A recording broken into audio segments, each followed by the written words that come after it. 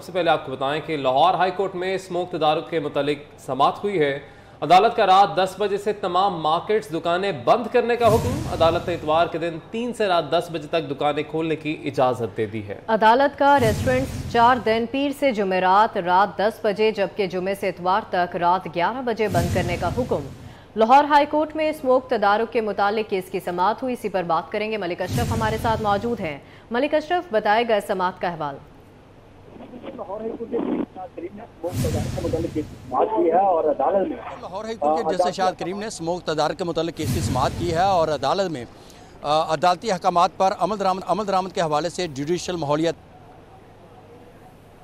بند کرنے کا نوٹیفیکیشن جاری نہیں کیا گیا، جس پر جج شاہد کریم نے حکم دیا کہ تمام دکانیں جو ہیں وہ رات 10 بجے تک بند کی جائیں اور اتوار کے روز 2 سے 10 بجے تک انہیں کام کرنے کی اجازت دی گئی ہے۔ 2 سے 10 بجے تک رات تک انہیں کام کرنے کی اجازت دی گئی ہے 2 سے 10 بجے تک رات تک اتوار کے جبکہ جمعہ ہفتہ اور اتوار 3 روز وہ رات 11 بجے بند کیے جائیں۔ اور عدالت نے یہ بھی حکم دیا ہے کہ ایسے اسکول جو عدالتی حکم کے باوجود جمعہ ہفتہ اور اتوار کو کھولے جا رہے ہیں انہیں سیل کر دیا جائے اور عدالت انہیں 2 لاکھ روپے جرمانہ کرنے کا بھی حکم دے گی۔ جب اس کی سماعت کا آغاز ہوا تو عدالت نے judicial water and environment commission کی جانب سے رپورٹ پیش کی تھی اور عدالتی احکامات پر عمل درآمد۔ ٹھیک ہے، بہت شکریہ ملک اشرف آپ کا۔ ارشد شریف قتل کیس کی تحقیقات کے لیے اسپیشل جے آئی ٹی جلد کینیا روانہ ہوگی۔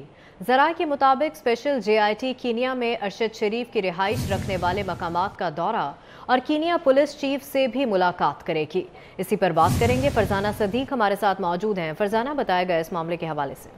جی بالکل، ارشد شریف قتل کیس پر اسپیشل جوائنٹ انویسٹیگیشن ٹیم بنائی گئی تھی اور اس ٹیم کا روزمرہ کی بنیاد پر اجلاس بھی منعقد ہوتا ہے جس میں تمام تر گواہوں کے بیانات بھی قلم بند کیے جاتے ہیں۔ تاہم پولیس ذرائع کی جانب سے یہ بتایا گیا ہے کہ S G I T team جلد ہی کینیا روانہ ہوگی اور وہاں پر ارشد شریف کی رہائش رکھنے والے تمام تر مقامات کا دورہ کرے گی۔ ارشد شریف کہاں رہتے تھے، اگر کسی ریسٹورینٹ جاتے تھے تو ان کی ملاقات کن لوگوں سے ہوتی تھی اور ایسی تمام تر وہ کون سی جگہ تھی جہاں پر وہ جاتے تھے، ان تمام تر مقامات کا دورہ کیا جائے گا۔ مزید یہ ٹیم کینیا میں پولیس چیف سے بھی ملاقات کرے گی اور مختلف جو ایک سوالات پہ بنائی گئی ہے رپورٹ، اس کے بھی جوابات لے گی اور مقدمے کے جو ملزمان ہیں خرم اور وقار، ان سے بھی ملے گی، ان کے بیانات کو بھی قلم بند کیا جائے گا، جبکہ ایس جی آئی ٹی کو کینیا میں پاکستانی سفارتخانہ مکمل معاونت بھی فراہم کرے گا۔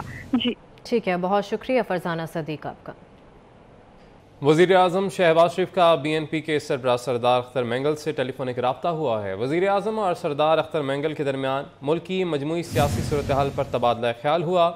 سردار اختر مینگل نے ریکوڈک معاہدے سے متعلق وزیر اعظم کو تحفظات سے آگاہ کیا۔ شہباز شریف نے سردار اختر مینگل کو ریکوڈک بل پر تحفظات دور کرنے کی یقین دہانی کرائی ہے، جبکہ وزیر اعظم کا مولانا فضل الرحمان سے بھی ٹیلی فونک رابطہ ہوا ہے۔ ریکوڈک کے معاملے پر بات چیت کی گئی، کمیٹی کی تشکیل پر آگاہ کیا گیا ہے۔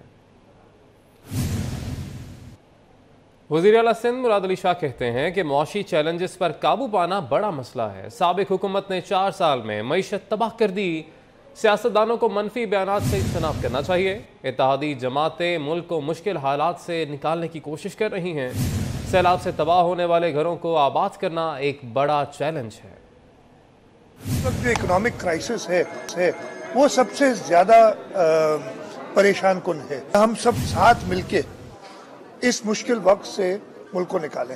کسی کے اوپر تنقید نہیں ہے، یہ سب کے میں اپنے اوپر بات کرتا ہوں کہ ہم نے اسٹیبلٹی لانی ہے، ہم نے ساتھ مل کے ابھی میں نے اندر فلڈز کی بات کی تھی جو تباہی ہوئی ہے اور جس سے میں نے آپ کو بھی بتایا کہ میں جا بھی رہا ہوں کہ ابھی تک ریلیف، ابھی تک لوگ ان کے گھر نہیں ہیں، اگر پانی سوکھ بھی گیا انہوں نے آبادی بھی کچھ کر لی ہے تو ان کے گھر کے اوپر، ان کے سر کے اوپر چھت نہیں ہے، وہ ٹینٹس میں رہ رہے ہیں سردی میں۔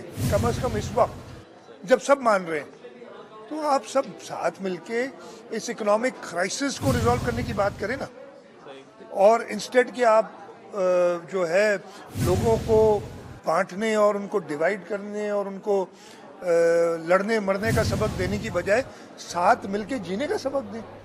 چیئرمین ایپٹما گوہر اعجاز کہتے ہیں کہ لاہور میں سمٹ بزنس کانفرنس کا انعقاد اچھا انیشیٹو ہے، اس سے مستقبل میں پاکستان کی معیشت بہتر ہونے میں مدد ملے گی۔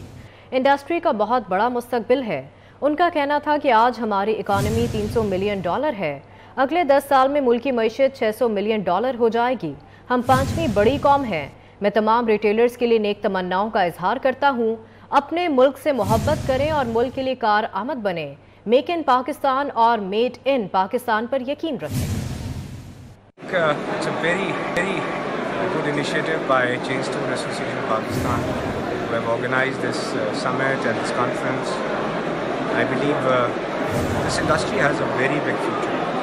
Retail is, in my view, today is 20% of our economy. In my view, it will go to 50% of our economy. Today our economy is $300 billion. I am looking at $600 billion in 10 years. It's huge potential. We are a very large nation, fifth largest nation. I wish all these retailers get together, organize themselves, be efficient, and love our country. Believe in make in Pakistan and made in Pakistan. Chairman एप्टमा Gauhar Ejaz की गुफ्तगू आपने सुनी। उनकी जानिब से कहा गया कि लाहौर में समिट बिजनेस कॉन्फ्रेंस का इनेकाद अच्छा इनिशिएटिव है। इससे मुस्तकबिल में पाकिस्तान की मईशत बेहतर होने में मदद मिलेगी। इंडस्ट्री का बहुत बड़ा मुस्तकबिल है। उनका कहना था कि आज हमारी इकॉनमी $300 मिलियन है। अगले 10 साल में मुल्की मईशत $600 मिलियन हो जाएगी। हम 5वीं बड़ी कौम हैं। मैं तमाम रिटेलर्स के लिए नेक तमन्नाओं का इजहार करता हूँ।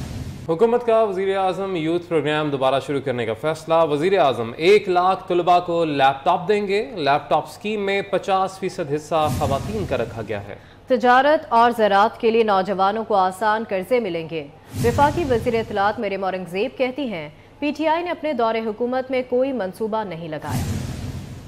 लोन स्कीम रिवाइवल है, छोटे कर्जे बड़े कर्जों का रिवाइवल है जो बंद कर दिया गया था। उसका मकसद 5 करोड़ से ज़ायद जो नौजवान हैं जिनकी उम्र 15 से 29 साल है उनको रोज़गार मुहैया करना है मुख्तलिफ प्रोजेक्ट्स के ज़रिए।